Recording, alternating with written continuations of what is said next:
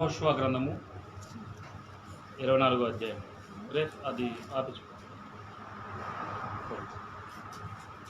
యెహోషువ గ్రంథము 24వ అధ్యాయం 14వ వచనము 15వ వచనం.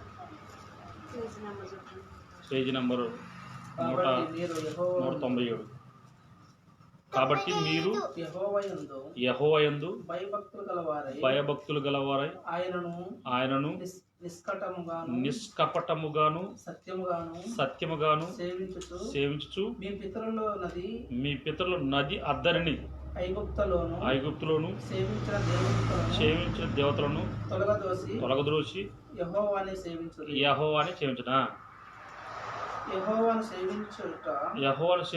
మీ దృష్టికి కీడని తోచినట్లా మీరు ఎవరిని సేవించదరో నది అద్దరిని మీ పితరులు సేవించిన ఇతర దేవతలను సేవించదరో అమోరీయుల దేశమున మీరు నివసించున్నారే వారి దేవతలను సేవించదరో నేడు మీరు కోరుకునండి. మీరు ఎవరిని సేవింపవాలని కోరుకున్నాను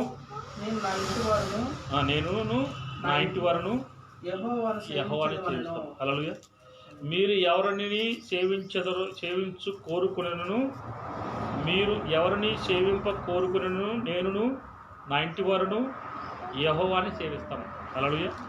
సేవించడం అంటే తీసుకోవడం అన్నమాట. ఆయన దగ్గర తీసుకోవడం, ఇంకొకరి దగ్గర నుంచి కాదు. మనుషుల సహాయం వ్యర్థము. రాజులు రాజకీయ నాయకులు మనకి సహాయం చేయరని బైబిల్ రాయబడింది. వాళ్ళు చేస్తున్నట్టుగా అంటారు కానీ రాజకీయ నాయకులు చేయరు. అవునా? రాజులు అట్లా చేయరు. కానీ దేవుడి యొక్క మనసు మారితే, వాళ్ళ మనసు మారితే ఎవరైనా మనకు సహాయం చేయగలరు. అందుకనే నువ్వు ఒకవేళ తీసుకుంటే మొదటగా దేవుడి దగ్గర నుంచి తీసుకో అంటున్నాడు. అందుకే యెహోషువ మీ యొక్క పితరులు ఇజ్రాయెల్ కాలంలో మరి నది అద్దరిన కొంతమంది 40 సంవత్సరాల కాలంలో చాలా వరకు వేరే వాళ్ళని పని చేయలేని వాళ్ళని పూజించే సందర్భాలు ఉన్నాయి. అయితే ఇప్పుడు వాళ్ళని కాకుండా ఇప్పుడు పని చేసే నన్ను సేవిస్తారా, లేకుంటే మీ ఇష్టం, మీకు ఎవరు నచ్చితే వాళ్ళ దగ్గరికి వెళ్ళండి. కానీ ఆపదలో ఉన్నప్పుడు నేను పని చేయాలంటే ఎల్లప్పుడూ నువ్వు నా మీద ఆధారపడటం నేర్చుకోవాలి. ఎలానంటే నా మాట వినడం ద్వారా. ఎందుకంటే ఏ పరిస్థితుల్లో సరే మీ పరిస్థితులు మార్చడానికి, అననుకూల పరిస్థితులు మీ పరిస్థితులు మార్చడానికి నేను మాత్రమే సమర్థుణ్ణి అని మొదటి నుంచి ప్రూవ్ చేసుకుంటూ వస్తున్నాడు. మొదటి నుంచి తన యొక్క స్థితిని చూపించుకుంటూ వస్తున్నాడు. తనకున్న బలము, తనకున్న మహిమ, తనకున్న శక్తి, తనకున్న యొక్క ప్రభావం ఏంటో మొదటి నుంచి ఆయన చూపించుకుంటూ వస్తూనే ఉన్నాడు. అయితే ఎప్పటికప్పుడుగానే చేస్తున్న ప్రతి వారికి కూడా మరి ఒక రోజులో, ఒక గంటలో, ఒక నిమిషంలో మన తప్పిపోయే అవకాశాలు 100% ఉన్నాయి. కాబట్టి ఏమంటాడు? ఎల్లప్పుడూ ఎవరిని సేవించాలి? దేవుణ్ణి సేవించాలి అని చెప్తా ఉన్నాడు. మరి ఒక ఉదాహరణ చూస్తే, ఒకనొక సమయంలో మరి నిజంగా ఒక వ్యక్తి ఈ భూమి మీద కరువు వచ్చిన సమయంలో నిజంగా ఎవ్వరి మాట వింటే ఇక దేవుడే మాకు సహాయం చేయాలన్న ఉద్దేశంతో దేవుడి మాట విన్నాడు. ఎలాంటి యొక్క అభివృద్ధి పొందుకున్నాడో చూద్దాం. ఆదికాండము 26వ అధ్యాయము. ఆదికాండము 26వ అధ్యాయము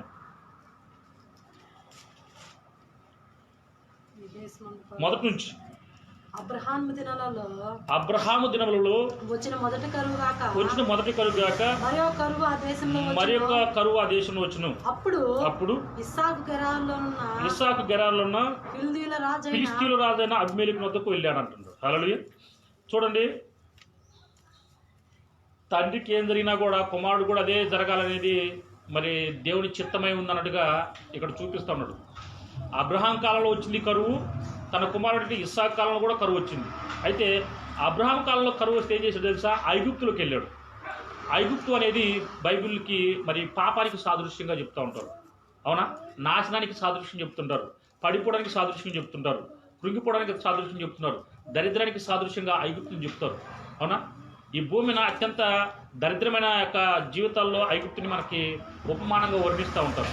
కాబట్టి ఇక్కడ ఏమంటున్నాడంటే, అబ్రహాము దినంలో వచ్చిన కరువు కాక ఇస్సాకు సమయంలో కూడా కరువు వచ్చినప్పుడు ఇస్సాకు ఏం చేస్తాడంటే ఫిలిష్తీయుల రాజైన అబీమెలెకు వద్దకు వెళ్ళాడు. మరి ఫిలిష్తీయులు ఎలాంటి వాళ్ళు అంటే అస్సలు కనికరింపరు మనుషులు.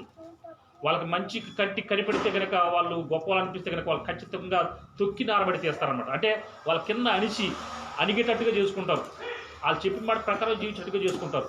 కాబట్టి ఇలాంటి సమయంలో అవునా దేవుడు మరి ఇస్సాకుతో ఏం మాట్లాడుతాడు చూడండి, 2వ వచనం.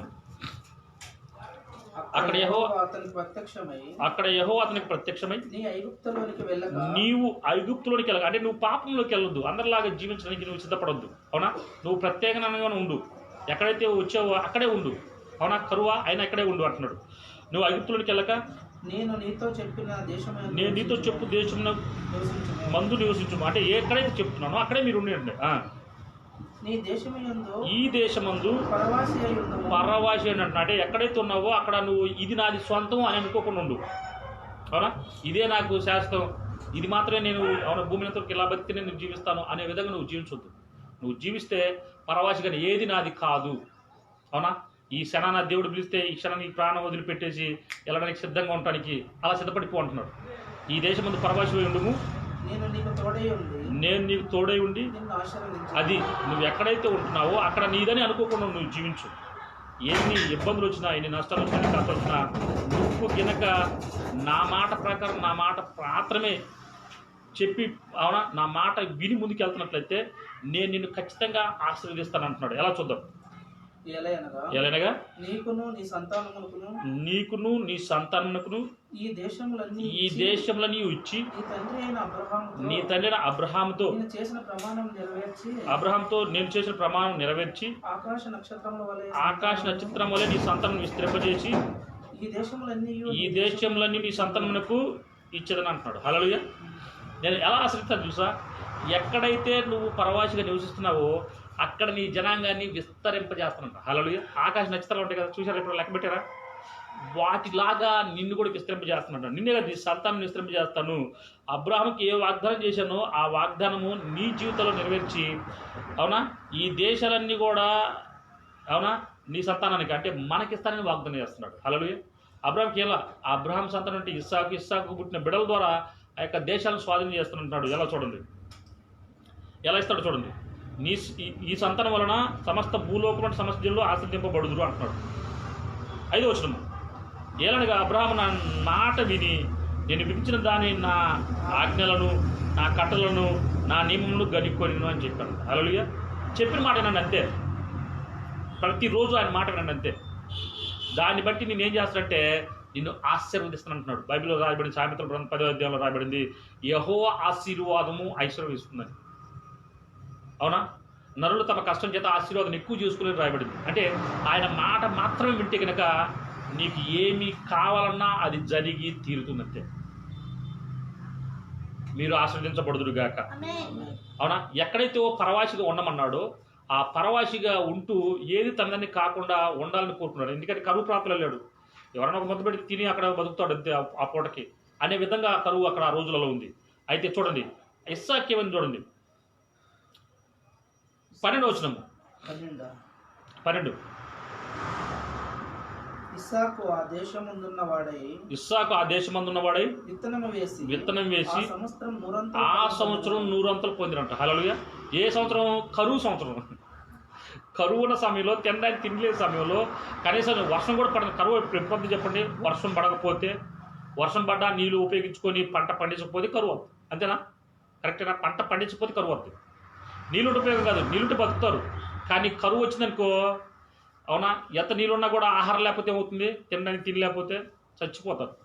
కాబట్టి ఇక్కడ కరువు సమయంలో కూడా, ఎండిటి సమయంలో కూడా, అవునా నీళ్ళు లేని సమయంలో కూడా, అవునా అసలు బ్రతకడానికి అవకాశమే 100% లేని సమయంలో కూడా విత్తనం వేసంట ఎవరు? ఇస్సాకు 100 అంతలు అవునా ఫలము పొందారు అన్నాడు. హల్లెలూయా. నిజంగా మనకు కూడా అదే జరుగుతుంది ఇక్కడ. హల్లెలూయా. ఈ సమయంలో ఎక్కడ ఆధారం లేని సమయంలో దేవుడు అన్ని ఆధారాలు అవునా అన్ని ద్వారాలు తెరుస్తూ ఉన్నాడు అవసరపెట్టి. హల్లెలూయా. అవునా, ఎందుకంటే నేను చూస్తూ ఉన్నాను, వాక్యమే నాకు ఆధారం, వాక్యమే నా జీవితంలో కార్యం చేస్తుంది. ఎక్కడ జరగదో అక్కడ జరుగుతుందని ప్రత్యక్షంగా చూపిస్తున్నాడు దేవుడు. కాబట్టి ఇక్కడ ఏమంటాడు, ఇస్సాకు ఆ దేశమందున్న వాడే విత్తనం వేసి ఆ సంవత్సరము 100 అంతలు ఫలము పొందిన వారు రాయబడింది. 11వ వచనం. 12 కింద యెహోవా అతను ఆశీర్వదించిన కనుక ఆ మనుషుడు గొప్పవాడై అది ఎక్కడైతే పరవాసిగా ఉండమని చెప్పాడో ఆడ కరువు ప్రాంతంలో కూడా విత్తనం వేసి ఎలా అవుతున్నాడంటే గొప్పవాడు అవుతున్నాడట. హల్లెలూయా.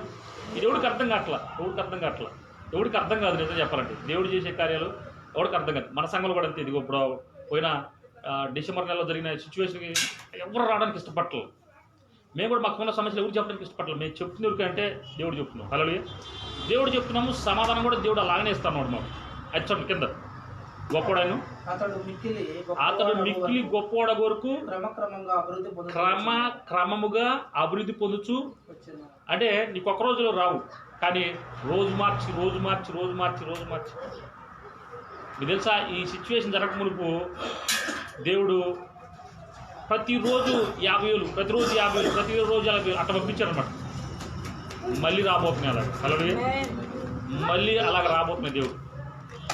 ఎందుకంటే ఏ ప్రాంతంలో అయితే దేవుడు మరి నిజంగా తినడానికి తినలేని సమయంలో అక్కడ నిజంగా సమృద్ధి ఇవ్వడానికి వస్తున్నాడు, సంపూర్ణ సహాయాన్ని ఇవ్వడానికి వస్తున్నాడు, క్రమక్రమంగా అభివృద్ధి ఇవ్వడానికి వస్తున్నాడు. కాబట్టి ఇస్సాకు ఏమైంది, అతను మిక్కిలి గొప్పవాడ కొరకు క్రమక్రమంగా అభివృద్ధి పొందుచూ వస్తున్నాడు. క్రమక్రమంగా అభివృద్ధి ఇస్తున్నాడు దేవుడు. రోజు కానీ, నెల కానీ, సంవత్సరం కానీ, ప్రతి దానికి అభివృద్ధి అనేది మాత్రం తప్పకుండా దేవుడు మనకు అనుగ్రహిస్తూ ఉన్నాడు. చూడండి ఎలాగ అతడు గొర్రెల ఆస్తియు గొడ్డల ఆస్తియు దాసుల గొప్ప సమూహమును కలిగినందున ఫిలిష్తీయులు అతని యందు అసూయ పడ్డారంటున్నాడు. సో ఇక్కడ ఎదగడం అనేది మొదలైతే కనుక ప్రతి ఒక్కరికి అసూయ వస్తుంది. ఎదగకపోతే తినడానికి లేకపోతే కట్టుకోవడం బట్ట లేకపోతే ఉండడానికి ఇల్లు లేకపోతే ఎవడో పడుచుకోడు. ఎదుగుదల అనేది ఎప్పుడైతే మొదలవుతుందో అప్పుడు ఎవరికి, ఏ దేశంలో అయితే పరవాసిగా నివసిస్తున్నాడో, ఆ రాజు అయితే ఇదిగో ఇక్కడ ఉండలేయా అని చెప్పి జాలి తెలిసాడో, అదే వ్యక్తులకి ఏమవుతుందంటే అసూయ అనేది మొదలవుతుంది అంటున్నాడు. ఇస్సాకు గొప్పడవడం చూసి అసూయ అనేది మొదలవుతూ ఉంది. ఎక్కడైనా సరే అది జరిగేది, అవునా? ఇక్కడ ఇస్సాకు విషయంలో మరి గొప్పడవడం చూసేసి ఎలాగా గొర్రెల ఆస్తి, గొడ్ల ఆస్తి, దాసులు గొప్ప సమూహం కలిగినట్టు వల్ల, అవునా, ఫిలిష్తీయులు అతని యందు అసూయ పడ్డారు అని రాయబడింది. అసూయ మరణమంత బలమైందని బైబిల్ రాయబడింది. అవునా? ఎవరిని ఎదుటి వాళ్ళని చంపాలా, లేకుంటే తను చనిపోవాలంతే. అర్థమైంది అన్నమాట. ఒకటే, ఆ అసూయ కలిగిన వ్యక్తులు ఎదుటి వాళ్ళని చంపాలా, లేకుంటే వాళ్ళతో వాళ్ళు చచ్చిపోవాలి. కాబట్టి అసూయ పడ్డారు. అయితే అసూయ పెడితే ఎవరు చూడండి, అతని తండ్రి అయిన అబ్రహాం దినములలో అతని దాసులు తవ్విన బావులంటిని ఫిలిష్తీయులు పూడ్చివేశారన్నమాట. ఇప్పుడు జరిగే ప్రాబ్లం అదనమాట. అభివృద్ధిని ఎప్పుడైతే మొదలవుతుందో నాశనం చేయడానికి మాత్రము, అవునా, శత్రువులు అనే వాళ్ళు సిద్ధపడిపోతూ ఉంటారు ఎక్కడైనా సరే లోకంలో. ఇక్కడ కూడా ఎక్కడైనా సరే అంతే. నువ్వు అభివృద్ధి పొందుతున్నావు, సిద్ధపడుతున్నావు అంటే కనుక, అభివృద్ధి అనేది కలుగుతుంటే కనుక ఏదో రకంగా దాన్ని తొక్కిపట్టి, అవునా, బయటికి లేకుండా చేయాలనే ఉద్దేశంలో, అవునా, ఇక్కడ జరుగుతుంది. ఇక్కడ ఉండేవారు శత్రువులు అంటే ఫిలిష్తీయులు. వీళ్ళు జాలి తెలిసేవారు కాదు, ఇలా కరుణా జాలీలు ఏమి లేవు. అవునా, నువ్వెంతగా ఎంత పైకి ఎదగాలనుకున్నావు అంత అరగదొక్కాలనే ఉద్దేశంతోనే ఈ ఫిలిష్తీయులు అనే వ్యక్తులు ఉండడం, అవునా, చూస్తూ ఉంటాం. అయితే చూడండి రాజు ఏం చేశాడు చూడండి. అబీమెలెకు, నీవు మాకంటే బహుబలం గలవాడు, అది. సో ఇది ఇప్పుడు జరుగుతుందా లేదా? ఖచ్చితంగా జరుగుతుంది. సో వెళ్ళిపోవడానికి మనం రెడీ. అయితే ఎక్కడికి వెళ్ళినా దేవుడు మనకు అభివృద్ధి చేస్తాడు. హల్లెలూయా. ఎక్కడికి వెళ్ళినా మనకు అభివృద్ధి చేస్తాడు. ఎంతగా ఇస్తాడంటే ఇక ఎవడు కూడా కాదనలేని విధంగా, వద్దు అనలేని విధంగా, ఇక రాజకీయ విషయంలో కానీ, మరి బిజినెస్ విషయంలోనే కానీ, వ్యాపార విషయంలోనే కానీ, వ్యవసాయ విషయంలోనే కానీ, జాబుల విషయంలో కానీ దేవుడు అంత గొప్ప వ్యక్తుల్ని జత చేసి గొప్ప చేయబోతున్నాడు సంఘాన్ని. హల్లెలూయా. మామూలుగా చాలా గొప్ప చేయబోతున్నాడు. అందుకనే ఇప్పుడు ఏ రాజు అయితే ఉండా ఇక్కడ ఏదో తినలే గత్యంతరంగా ఉన్నావు అని చెప్పిన అబీమెలెకు రాజు అంటున్నాడు, నువ్వు మాకంటే గొప్పవాడు కనుక నువ్వు ఇక్కడ నుంచి ఏం చేయాలి, చెక్అవుట్ చేయండి, ఎక్కడి నుంచి ఖాళీ చేయండి. సో దేవుడు ఏం చేశాడో చూద్దాం. ఇస్సాకు అక్కడ నుండి వెళ్ళి గెరారీ లోయలో గుడారం వేసుకొని అక్కడ నివసించాడు. అంటే లోయ అంటే దానికి పడిపోయేదానికి సాదృశ్యం అన్నమాట, తక్కువ దానికి సాదృశ్యం అన్నమాట. అంటే ఎవడో చూడడం అలాంటి ప్రాంతాలు తీసుకెళ్ళిపోయి ఇస్సాకు నివసించడం మొదలుపెట్టాడు. రాజు దగ్గర నుంచి, రాజ్యం దగ్గర నుంచి దూరంగా వెళ్ళిపోయి లోయలో ఎత్తులోటి కనబడతాం. అవునా, కరెక్టే లేదు. కొండ మీద ఉంటే కనపడతాం, కింద ఉంటే ఎవడు కనపడం. సో అలాంటి ప్రాంతంలో దేవుడు ఇస్సాకుని పెట్టినాడు లోయలో. చదవండి. అక్కడ తన తండ్రి అయిన అబ్రహాం దినముల్లో తవ్విన నీళ్ల బావులు ఇస్సాకు తిరిగి తవ్వించెను. ఎలాగనగా అబ్రహాము మృతి నొందిన తర్వాత ఫిలిష్తీయులు వాటిని పూడ్చివేసిరి. అంటే మనకన్నా ముందు కూడా జీవించే వాళ్ళు, సేవ విషయంలో ముందుకెళ్లే వాళ్ళని మరి నిజంగా చాలా మంది ఈ ప్రాంతంలో సేవ చేశారు, కానీ నిలబడలేకపోయారు. కానీ ఇక్కడ మనకి అవకాశం ఇచ్చాడు దేవుడు. ఏంటది? ఈ ప్రాంతం మొత్తం కూడా మన స్వాధీనంలోకి ఇవ్వాలని. ఈ ప్రాంతాన్ని మనం ఆక్యుపై చేసుకొని వాళ్ళని మనం ఎంత సంతోషపడుతున్నామో వాళ్ళు కూడా అంత సంతోషపడాలి. మనం ఎంత అభివృద్ధిలో ఉన్నామో వాళ్ళు కూడా అంత అభివృద్ధిలో ఉండాలని. మనం ఎంత ఆనందంగా ఉన్నామో వాళ్ళు కూడా అంత ఆరోగ్యంగా ఉండాలి. మనం ఎంత నెమ్మదిగా ఉన్నామో వాళ్ళు కూడా అంతే నెమ్మదిగా ఉండాలని దేవుడు మన ద్వారా సూచించాలని ఆశపడుతున్నాడు. కాబట్టి ఇస్సాకు మరి ఏ ప్రాంతంలో అయితే వాళ్ళ నాన్నగారు అవునా బావులు తవ్విస్తే వాళ్ళు అసూయపడి ఆ రోజు వాళ్ళ నాన్న సమయంలో కూడా పూడ్చారు. ఇప్పుడు ఈయన సమయంలో కూడా అవునా ఈయన ఏం చేస్తున్నాడు? వాళ్ళ నాన్న తవ్వించిన పూడ్చి వేసిన బావుల్ని మళ్ళీ తవ్వుతున్నాడు. చదువు. ఎలాగనగా అబ్రహాం మృతి నొందిన తర్వాత ఫిలిష్తీయులు వాటిని పూడ్చివేసిరి. అతడు తన తండ్రి వాటిని పెట్టిన పేర్లు చొప్పున తిరిగి వాటిని పేర్లు పెట్టాడు. మరియు ఇస్సాకు దాసులు ఆ లోయలో త్రవ్వగా జలలు గల నీళ్ళ బావి దొరికింది. అది నీళ్ళ బావి దొరికిన అప్పుడు గెరారు కాపరులు ఇస్సాకు కాపులతో జగడమాడి ఈ నీరు మాదేనని చెప్పింది కనుక వారు తనతో కలహించినందున అతడు ఆ బావికి ఏసేకు అని పేరు పెట్టిన. వారు మరి యొక్క బావి త్రోవినప్పుడు దాని కొరకును జగడమాడి కనుక దానికి శెత్నా అని పేరు పెట్టిన. అతడు అక్కడ నుండి వెళ్ళి మరొక దాన్ని త్రవ్వించును. దాని విషయమై వారు జగడమాడలేదు కనుక అతడు ఇప్పుడు యెహోవా మనకు ఎడమొచ్చేసి ఉన్నాడు కనుక ఈ దేశమంతా అభివృద్ధి పొందుమని అవునా అనుకుని దానికి రెహబోతు అని పేరు పెట్టినట్టు. అంటే 3 సార్లు అవునా 3 సార్లు మరి నిజంగా తవ్విన బావుని పూర్తి చేయడం జరుగుతూ ఉంది. తవ్వుతూ ఉన్నాడు, నీళ్లు పడుతున్నాయి, పూర్తి చేస్తున్నాడు. తవ్వుతూ ఉన్నాడు, మళ్ళీ అక్కడ నుంచి ఇంకొద్ది దూరం వెళ్తున్నాడు, అక్కడ కూడా తవ్వుతున్నాడు, వాళ్ళు వచ్చేసి పూర్తి చేస్తున్నాడు. మళ్ళీ అక్కడ నుంచి ఇంకొక దూరం వెళ్ళిపోయి మళ్ళీ తవ్వుతున్నాడు, అక్కడ నీళ్ళు పడుతున్నాయి, అక్కడ పూర్తి చేస్తున్నాడు. 3వసారికి ఏం జరిగిందంటే దూరంగా వెళ్ళిపోయి తవ్వడం వల్ల అక్కడికి వాళ్ళు రాలేకపోయారంట. హల్లెలూయా.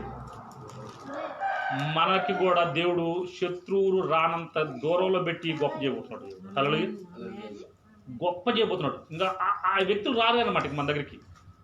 ముందు రోజుల్లో ఎవరు కూడా మన దగ్గరికి వచ్చి మనల్ని ఇబ్బంది పెట్టే అవకాశం 100% లేదు. అట్టి అభివృద్ధి దేవుడు మనకు అనుగ్రహించబోతున్నాడు. ఎక్కడ తీసుకెళ్తున్నాడు? లోయలో తీసుకెళ్తున్నాడు. లోయలో ఎవడ కనపడకుండా ఉంచుతున్నాడు. ఆడ నుంచి గొప్ప చేయబోతున్నాడు దేవుడు. హల్లెలూయా. గొప్ప చేయబోతున్నాడు దేవుడు. చదవండి కింద 23. అక్కడ నుండి అతడు బెహర్షెబాకు వెళ్ళును. ఆ రాత్రి యెహోవా అతనికి ప్రత్యక్షమాయను. నేను నీ తండ్రిని అబ్రహాము దేవుడను, నేను నీకు తోడై ఉన్నాను కనుక భయపడకము. నా దాసుడైన అబ్రహామును బట్టి నిన్ను ఆశ్రయించిన నీ సంతానం విస్తరింపజేస్తానని చెప్తున్నాడు. హల్లెలూయా. నిన్నే కాదు నీ సంతానాన్ని కూడా నేను అభివృద్ధి చేస్తున్నాను అంటున్నాడు. ఎప్పుడు మాట్లాడటం మొదలుపెట్టాడు? దూరంగా వెళ్ళిపోయి అవునా ఇక శత్రువులు కూడా రానంత దూరంలో అవునా బావి దువ్వి ఆ బావి జల్లగల నీళ్ళు భావించిన దానికి ఏం పేరు పెట్టాడు? చూడండి అక్కడ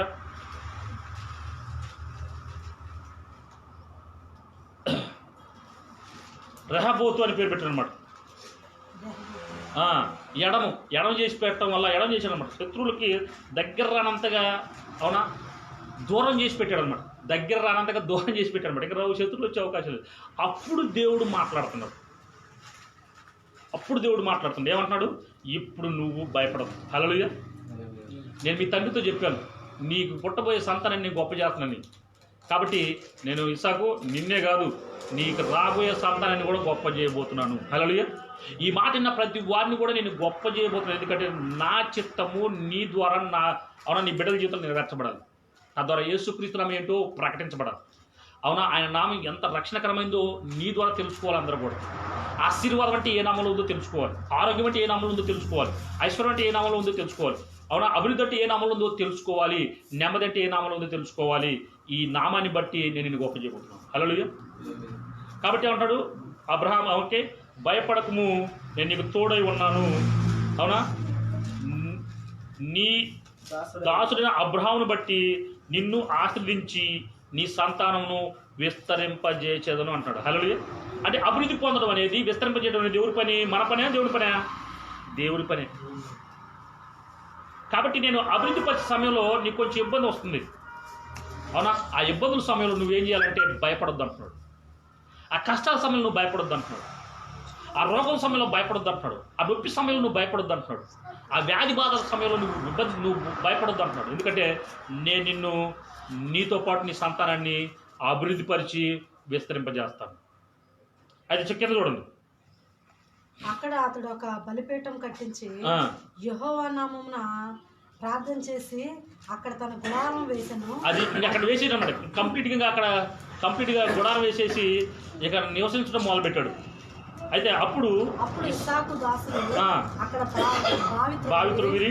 అంతటా అబీమెలెకును అతని స్నేహితుడైన అహుజాతును అతని సేనాధిపతిని పికోలును గెరా నుండి అతని వద్దకు వచ్చిరి.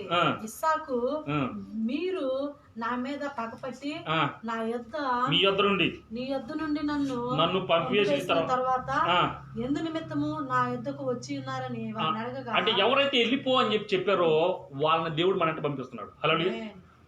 అదే మీ మాట. శత్రువు వెళ్ళిపోమని చెప్పాడు. అదే శత్రువులు వెంటబడి వచ్చేసి, అవునా, ఎవరి దగ్గరికి వస్తున్నారు? ఇస్సాకు దగ్గరికి వస్తున్నారు. ఎందుకని? ఇస్సాకుని దేవుడు అభివృద్ధి పరుస్తున్నాడు, ఆశీర్వదిస్తున్నాడు, విస్తరింపజేస్తున్నాడు. అయితే అక్కడ గుడారం వేసుకొని నివసించడం మొదలుపెట్టాడు ఇస్సాకు. ఎప్పుడైతే స్థిరపడ్డాడో ఇస్సాకు, ఇక ఎవరైతే వెళ్ళిపోమని చెప్పారో వాళ్ళే వెంటబడి రావడం మొదలుపెట్టారు. అవునా, వచ్చేమంటున్నారు చూడండి. ఇప్పుడు వచ్చిన వాళ్ళతో ఇస్సాకు ఏమంటున్నాడంటే, మీరు నన్ను పంపేశారు, నేనేమి వెళ్ళొచ్చాను, మళ్ళీ ఎందుకు వచ్చారా ఇంత దూరం కూడా? అవునా, ఇది మీ ఏరియా కాదు, అవునా, మీ ప్రాంతం కాదు, అవును, నేను నా ప్రాంతంలో ఉంటున్నాను, నా ఏరియాలో ఉంటున్నాను, మళ్ళీ ఎందుకు వచ్చారు ఇక్కడికి? ఇక్కడ మీకు నాకు చాలా దూరం ఉంది కదా అని చెప్పేసి ఇస్సాకు వాళ్ళని అడుగుతున్నాడు.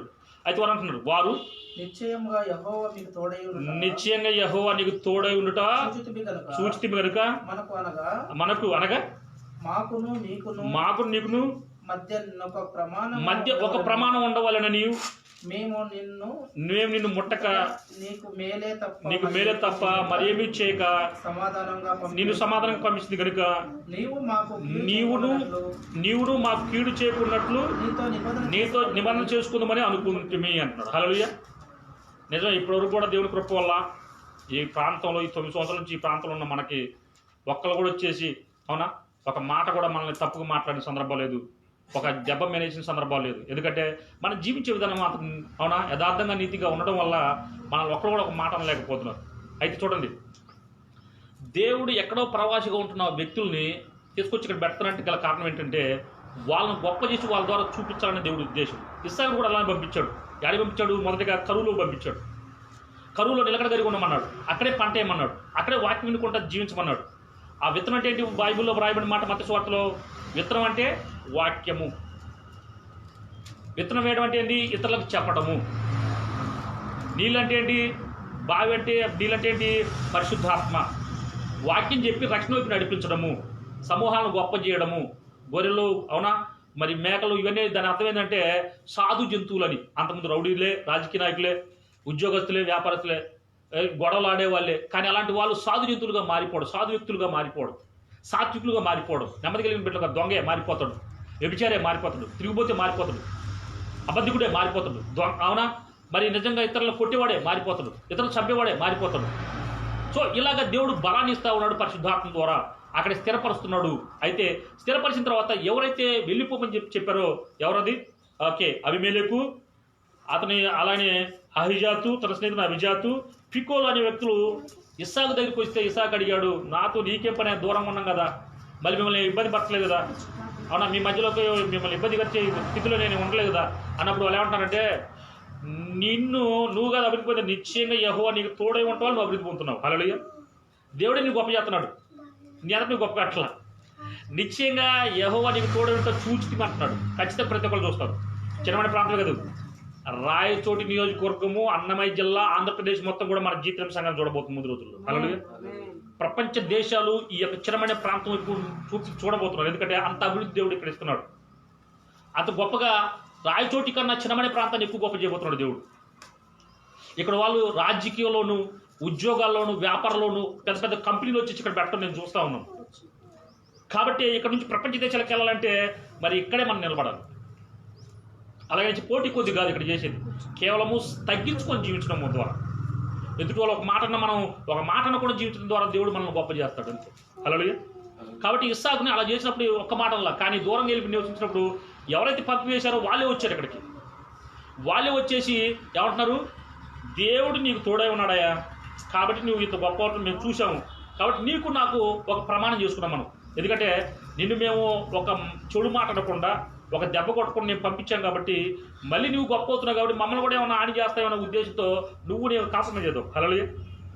సో శత్రువులు సైతం కూడా పాదాల దగ్గరికి వచ్చి మారిపోవడం చూస్తూ ఉన్నాం. హల్లెలూయా. ముందు రోజు జరిగే పరిస్థితి అనమాట. కాబట్టి దేవుడు ఏం చేస్తున్నాడంటే, నిజంగా కరువు సమయంలో ఎవరు ఉంటాడా తోడుగా? ఎవడు ఉంటాడు. కష్ట సమయంలో ఎవరు తోడుకుంటాడా? ఎవడు. రోగం వచ్చే సమయంలో ఎవరు తోడుకుంటాడా? ఐసీలో తీసుకెళ్ళిపోయి హాస్పిటల్లో ఐసీలో పెట్టి తోడవుతారా? సొంత భార్య బిడ్డలు కూడా రారు. వాళ్ళు ఏం చేస్తారు, ఒక్కడనే వంటకి చేసింది, అది స్త్రీ అయినా పురుషుడైనా బిడ్డైనా, అవునా, ఐసీలో పెట్టేసి ఒక్కడనే అందరు బయట నిలబడతారు. ప్రాణం పోతలు కూడా ఏం చేయలేరు, మేలకుండా చేతులు పెట్టుకొని చూస్తూ ఉంటారు బయట నిలబడేసి, అవునా కదా. సో మన పరిస్థితి ఇలా ఉందన్నమాట. ఇస్సాకు సమయంలో ఉన్నట్టుగానే ఈరోజు మన సంఘ పరిస్థితి కూడా ఉంది. అయితే దేవుడు మనల్ని అభివృద్ధి పరచబోతున్నాడు. హల్లెలూయా. ఎంతగా అభివృద్ధి పరచబోతున్నాడంటే, ఎవరైతే వద్దంటున్నారో వాళ్ళే వచ్చి సమాధాన పడిపోయి మారిపోతున్నారు. ఇటు కృప మీ అందరికి కలుగునుగాక. ఎందుకంటే ఇది ఒకరికేనంటే వినే ప్రతి వాడికి. అందుకంటున్నాడు యెహోషువ, మీరు ఎవరైనా నమ్మండి, కానీ నేను నా కుటుంబము దేవుని మాట వినే ఆయన దగ్గర నుంచి పొందుకుంటాం. హల్లెలూయా. అది ఆరోగ్యమైన, ఐశ్వర్యమైన, సంతోషమైన, నెమ్మది అయినా, సమృద్ధి అయినా, ఆశీర్వాదమైన, ఐశ్వర్యమైన మేము దేవుని దగ్గర నుంచి తీసుకుంటాం. ఎవరుగా దేవుడే మాకు ఇచ్చేది. అయితే చూడండి, ఈ టఫ్ టైంలో జరుగుతున్న పరిస్థితి అంటే, సంఘాలకు వచ్చి ఇంతకుముందు సహాయం చేసిన దానికన్నా ఎక్కువ సహాయం ఇప్పుడే వస్తుంది అడగతోలికే. మీకు ఆకాశ వైపు లిపి దేవుడు సమృద్ధికి ఇచ్చునుగాక. అది ఆరోగ్య విషయంలోనూ, ఐశ్వర్య విషయంలో. ఎందుకంటే సంఘము క్షేమము, అభివృద్ధి ఉండడము దేవుని చిత్తం ఈ భూమి మీద. నువ్వు ఆరోగ్యంగా ఉండాలి, అన్ని అవకాశాలు నీకు దగ్గరలో ఉండాలి, నువ్వు అనుకున్న అలా నెరవేర్చబడాలి. అదే బైబిల్ చెప్పేది. అది చూడండి, మేము దేవుడు మీకు తోడైనాడు కాబట్టి నీకు మాకు మధ్య ఒక ప్రమాణం లేదంటే, మేము నిన్ను ముట్టక నీకు మేలే తప్ప మరేమీ చేయక నిన్ను సమాధానంగా పంపించింది కనుక నీవును మాకు కీడు చేయవద్దని నీతో నిబంధన చేసుకుందామని అనుకుంటుంది.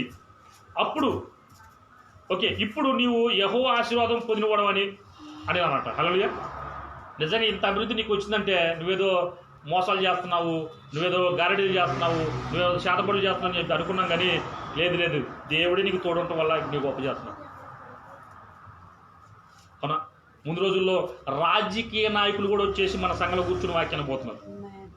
పెద్ద పెద్ద వాళ్ళు, ఎమ్మెల్యేలు, ఎంపీలు కాదు, సీఎంలు కూడా వచ్చి ఇక్కడ కూర్చుంటారు. ముందు రోజులు పర్టికులర్ తెలుసుకొని వస్తారు. కలెక్టర్లు సైతం, ఎస్పీలు సైతం ఇక్కడికి వచ్చి కూర్చుంటారు. ఎందుకంటే అంత అభివృద్ధి అనేది దేవుడు చూపించబోతున్నాడు తన యొక్క మహిమ ప్రభావం ద్వారా. ఎవరైతే ఈ వాక్యం వింటున్నారో వాళ్ళకి, వాక్యం వినేవాడికి అందరికి కాదు, మళ్ళీ సేవించేవాడికే, తీసుకునేవాడికే. సేవించడం అంటే ఏంటి? తీసుకోవడం అన్నమాట. అవునా. ఓకే, సేవించడం అంటే ఎలా అంటే ఆహారాన్ని అలానే ద్రావణాన్ని అంటే నీళ్ళని కలిపి జావగా చేస్తారు. అది నమలలేము, ఓకే నమలలేము, అవునా, తాగలేము, కానీ నిదానంగా మింగుతూ ఉంటాం.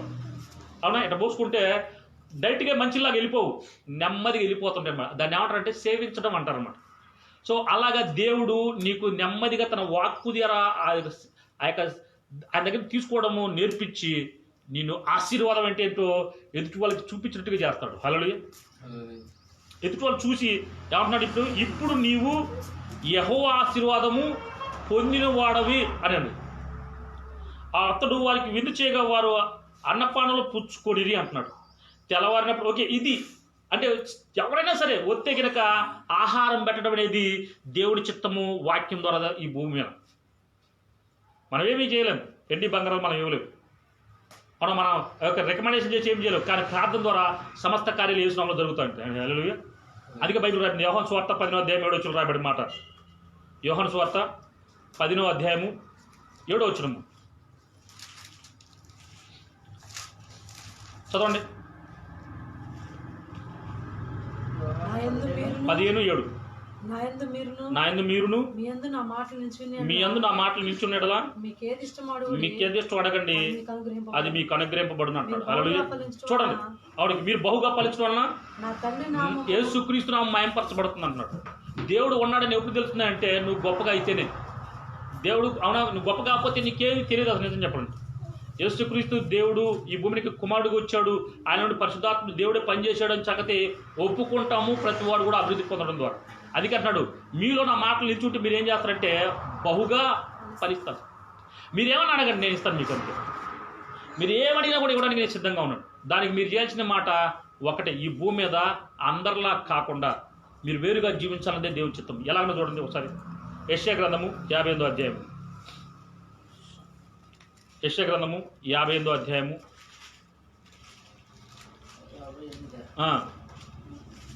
ఒక్క నిమిషం.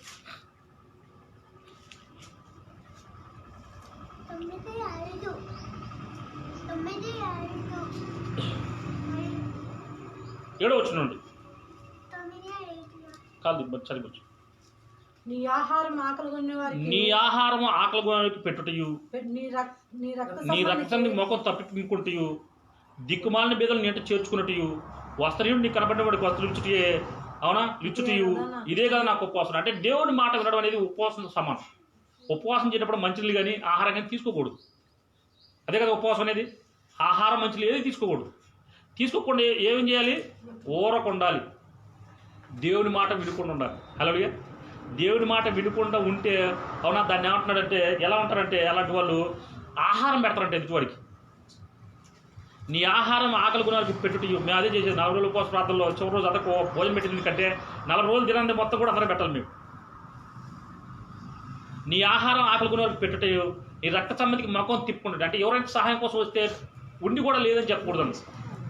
అలానే దిక్కుమాలిన బీదలు ఇంటి చేర్చుకుంటాడు. అంటే అన్నీ ఉంటాయి, ఏమి లేని వరకు ఉంటారు. అలాంటి వాళ్ళకి మరి ఇంటి చేర్చుకొని సహాయం చేయాల్సింది అంటున్నాడు.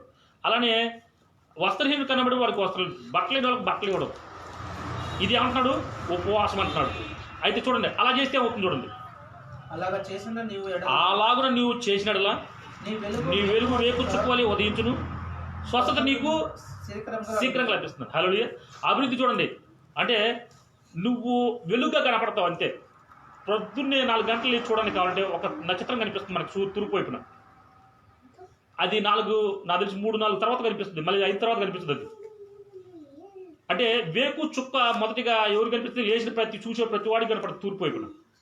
అలానే నువ్వు కూడా ఉంటావంట. హల్లెలూయా. అలాంటి స్వస్థత, ఏదైనా రోగం వచ్చినందుకు, ఏదైనా నొప్పి వచ్చినందుకు వెంటనే నీకు బాగవుతుంది అంటున్నాడు. ఎవరు?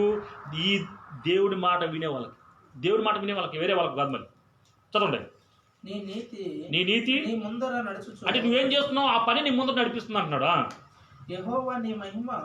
యెహోవా మహిమ నీ సైన్యపు వెనకటి భాగమును కాయలు కాస్తున్నాడు. అంటే దేవుని యొక్క రక్షణ ముందనేది ముందెళ్తుంది, వెనక ఆయన తన సైన్యంతో దూతలతో వస్తాడు అంటున్నాడు. హల్లెలూయా. అంటే ఇలాగ చేసే ప్రతి వాడికి కూడా దేవుడే తోడు ఉంటాడు, మనిషి ఎవరు తోడు ఉండదు. చదవండి. అప్పుడు నీవు పిలగా అంటే ఇప్పుడు దేవుడి మాట వినుకుంటూ వెళ్తున్న నీవు, ఉపవాసం చేసుకుంటూ వెళ్తున్న నీవు, దేవుడి మాటనే తప్పించి వేరే మాట వినకుండా వెళ్తున్న నీవు, దేవుడు నువ్వు ఏమడిగినా నీకు వెంటనే ఇస్తారంట. హల్లెలూయా. వెంటనే ఇస్తారంట. ఉపవాసం చేసే ప్రతి వాడికి వెంటనే ఇస్తాడు దేవుడు. ఉపవాసం చేసి దేవుడు అడిగితే కనుక దేవుడు వెంటనే ఇవ్వడానికి సిద్ధమన్నాడు. ఉపవాసం అంటే దేవుడు అడగడం కాదు, దేవుడి దగ్గర తీసుకోవడం. దేవుడి మాట వింటున్నట్లయితే అర్థం ఏంటి? దేవుడి దగ్గర తీసుకోవడం ఉపవాసం. దాన్ని సేవించడం అంటారు. తీసుకోవడమే, నువ్వు ఇవ్వడం కాదు. నువ్వేమి ఇవ్వలేవు దేవుడికి. కానీ అయ్యా నా చెవులను తెరవండి, నా హృదయాన్ని తెరవండి, నా కళ్ళు తెరవండి, నాకు మంచి మనసు దయచేయండి అని నువ్వు ఎప్పుడైతే అడుగుతావో ఆయన నీతో మాట్లాడటం మొదలు పెడతాడో దాన్ని ఏమంటారంటే సేవించడం అంటారు.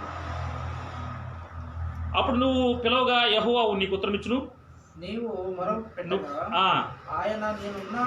ఏ సహాయం కోసం నువ్వు అడిగితే అది వెంటనే దేవుడు అంటున్నాడు, నేను ఉన్నా, నువ్వు ఎందుకో భయపడద్దు, వాళ్ళని అడగాలి వీళ్ళని అడగాలి, ఎవరిని అడగొద్దు అని చెప్పేసి. ఎవరిని అడగొద్దు, నువ్వు నన్నే అడుగు, నేనే నీకు ఇస్తాను ఖచ్చితంగా. హల్లెలూయా. చదవండి. ఇతరులను బాధించుటయు, వేలు పెట్టి చూపి తిరస్కరించుటయు, చెడదాన్ని బట్టి మాట్లాడి నువ్వు మాని, ఆశించిన దాన్ని ఆకలి వారికి ఇచ్చి శ్రమపడడం తృప్తిపరిచినట్లా చీకట్లను వెలుగు ప్రకాశించును అంటున్నాడు. అంధకారం నీకు మధ్యాహ్నంలో ఉదయిస్తుంది అంటాడు. హల్లెలూయా. అంటే ఆయన మాట వినకుండా చెప్పిన దాని ప్రకారం చేసుకుంటే వెళ్తే కనుక నువ్వేమంటున్నావు? మొదట నువ్వు చేయాల్సినది ఇతరులు నిన్ను బాధ పెడుతున్నప్పుడు వాళ్ళు నువ్వు బాధ పెట్టకూడదు.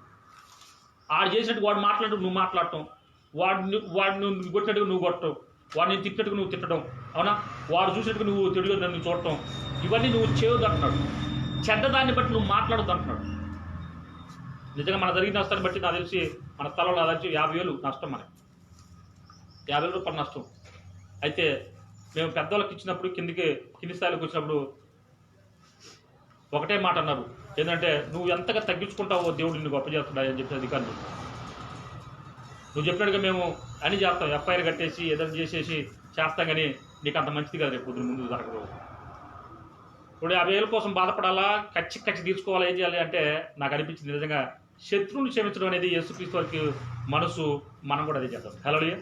అందుకే వద్దు సార్ నాకు అవసరం లేదు సార్ అని చెప్పేసి సైన్ చేసేసి ప్రభా అయ్యా నీకే, మీరు అధికారులు కాబట్టి మీకు న్యాయం అనిపిస్తే అలా చేయండి అని చెప్పేసి మేము కూడా చూసాం. ఇంక పడిపోవడం దాని గురించి. చెడ్డదాన్ని మాట్లాడటం అనేది మన పని కాదు. యేసయ్య అట్లా చేయలేదు. ఒక వ్యభిచారం ముందు పట్టబడి తీసుకొచ్చి ఎదురు నిలబడితే రాయి వేసే అధికారం ఉంది కూడా వాళ్ళందరినీ కూడా మాట్లాడండి. మీరు తప్పు చేయనివాడు ఎవడు ఉంటే మొదట రాయి అన్నప్పుడు ఒక్కడ కూడా పెద్దవాళ్ళ నుంచి చిన్న వరకు అందరు రాళ్ళు కింద వెళ్ళిపోతాడు. అప్పుడు ఆమెను అడుగుతాడు, ఏమ్మా ఎవరు రాయలేదు అంటే ఎవరు వెళ్ళి ప్రభు అంటాడు, నేను కూడా నీకేం, నువ్వు మరోసారి అలా తప్పు చేయొద్దని చెప్పేసి. అలాగే కాబట్టి చెడ్డదాన్ని బట్టి మాట్లాడుతూ వేలు పెట్టి చూపించొద్దు అంటున్నాడు. ఇదిగో ఈయన దాగుతాడు, ఈయన తిరుగుతాడు, ఈయన ఆ పని చేస్తాడు, ఈ పని చేస్తాడు, అలా మాట్లాడొద్దు అంటున్నాడు. ఉపవాసం ఉన్న సమయంలో నువ్వు అలా చేయొద్దు అంటున్నాడు. అలాంటి ఆలోచన కలిగి ఉండొద్దు అంటున్నాడు. చెడ్డదాన్ని బట్టి మాట్లాడుతూ నువ్వు మాని ఆశించిన దాన్ని ఆకలి కొనట్టు అంటాడు. ఎవరైతే నీ ఆపదలు నీ దగ్గరకు సహాయం పడుతారో వాళ్ళకి అది ఇవ్వు, అంతే. వాకింగ్ కావాలా వాకింగ్ చెప్పి, ప్రార్థన చేయాలా ప్రార్థన చేయి, స్వస్థ కావాలా స్వస్థ ప్రార్థన, విడుదల కావాలా విడుదల ప్రార్థన చేయి, అభివృద్ధి కావాలా అభివృద్ధి ప్రార్థన చేయి, గర్భం లేదా ప్రార్థన చేయి, గడతనం గురించి పోవాలని. అలా ఇలా చేస్తే ఏమంటున్నాడంటే చీకట్లో వెలుగు ప్రకాశిస్తుంది అంటాడు. అంత ఎవరు లేకపోతే పర్లేదు, నీకు నేను వెలుగుగా పనిచేస్తున్నాను. హల్లెలూయా. మీరు అనుకోవచ్చు ఏది సంఘాల్లో ఇంతమంది అవునా, ఇలాంటి సిచ్యువేషన్ వచ్చినప్పుడు ఇలాంటి బాధ వచ్చినప్పుడు అందరూ రావాలి కదా, అంత గుంపు కూడా వచ్చి సాయం చేయాలి కదా. నిజంగా వచ్చే వాళ్ళని కూడా చాలామంది సేవకులు కూడా వద్దని చెప్పేశాను అన్నమాట. నాకు మనుషులుగా పనిచేయాల్సింది, నాకు దేవుడు ఆయన దూతలు పనిచేయాలి. హల్లెలూయా. నాకు పనులుగా ఆయన తన దూతలు పెట్టినాడు, ఆయనే నాకు పనులుగా పనిచేస్తానని చెప్పినప్పుడు ఇక మనుషుల సహాయం వాడుకోవాలా లేదా వాడుకోకూడదు అంతే. అందుకన్నాడు మీకు ఇష్టమైన వాళ్ళని పూజించుకోండి అంతే, మీ ఇష్టం వచ్చిన మాటలు ఎన్నుకోండి అంతే, నేను నా బిడ్డలు దేవుడినే చేపిస్తాను. హల్లెలూయా. ఇంకొకరు కాదు మేము మాత్రం ఏనే చేయించడం, ఎందుకంటే చీకట్లో వెలుగు ప్రకాశించడం, అంధకారం నీకు మధ్యాహ్నం వెళ్ళే ఉంటుందని చెప్పి.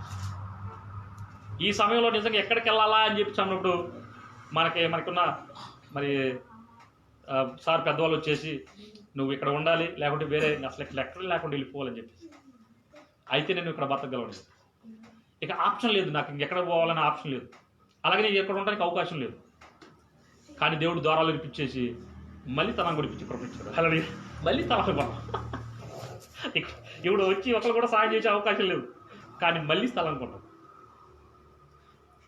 మళ్ళీ కన్స్ట్రక్షన్ మొదలు పెడతాం. మళ్ళీ అవునా, ఎలాగ ఇది సాధ్యం అంటే ప్రభువే సహాయకుడు. హల్లెలూయా. ఏమి లేని సమయంలో అవునా విత్తనం వేసి నూనెంత ఫలించడం లేదా, కరువులు వేసాడు లేదా, ఇలాంటి అభివృద్ధి మీకు కూడా కలుగును గాక. ఏమి లేని సమయంలో అన్ని అభివృద్ధులు దేవుడు మీకు ఇచ్చును గాక. మీరు సంపూర్ణ సమృద్ధితో శత్రువుని ప్రేమించే బిడ్డగా మారిపోదు గాక. శత్రువుని కొట్టడం కాదు, శత్రువుని ప్రేమించాలి, శత్రువుల గురించి ప్రార్థన చేయాలి. ఇది ప్రభు మనకు ఆజ్ఞాపించున్నాడు. ఇటు మనసు ప్రతి ఒక్కరికి కలుగును గాక. మీరు అభివృద్ధి పొంది అనేక మందికి అభివృద్ధి అంటే ఏంటో చూపించుదురు గాక. ప్రార్థన చేస్తున్నాం.